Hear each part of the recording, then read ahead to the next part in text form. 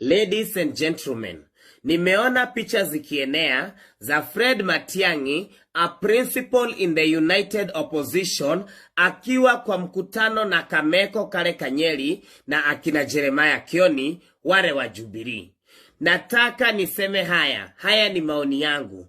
Mimi kama mfuasi wa DCP and a person who believes in our party leader Rigathi Gachagua, I do not find it okay ya kwamba Fred Matiang'i, you are dining with the same people ambao wanaamuka kutoka asubuhi mpaka jioni wanatadika our party leader ambaye una expect akusupport in the United Opposition.